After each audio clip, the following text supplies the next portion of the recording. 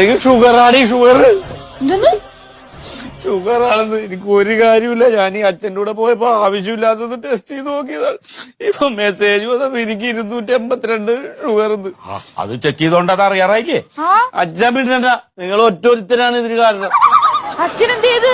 പാരമ്പര്യം ഇത്. അച്ഛനുള്ളതുകൊണ്ടല്ലേ എനിക്ക് ഷുഗർ വന്നല്ല. ഞാൻ എന്ത് ചെയ്തിട്ടാണ്? എനിക്ക് പ്രായമായിട്ടാണ് വന്ന്. നിനക്ക് ചെറുപ്പത്തിലല്ലേ വന്നത്? അതിന് ഞാനാ കുറ്റക്കാരൻ?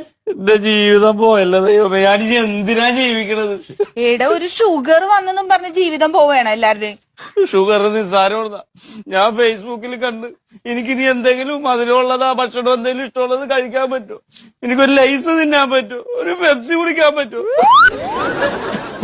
അറ്റാക്ക് വന്നാൽ പോലും അറിയൂല, വേദന ഉണ്ടാവൂല. അത് വണ്ടി ഓടിച്ചാ അറിയാതെ ഉറങ്ങി പോകുന്നത്. എന്റെ ജീവിതം പോയെന്ന് പറഞ്ഞതല്ല.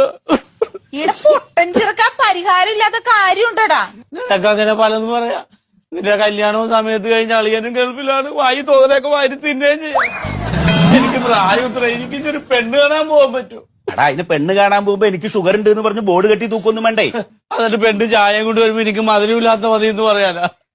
എനിക്ക് മധുരമില്ലാത്ത മതി എന്ന് പറയുമ്പോ അവർക്ക് മനസ്സിലാവൂല എനിക്ക് ഷുഗറാണെന്ന്.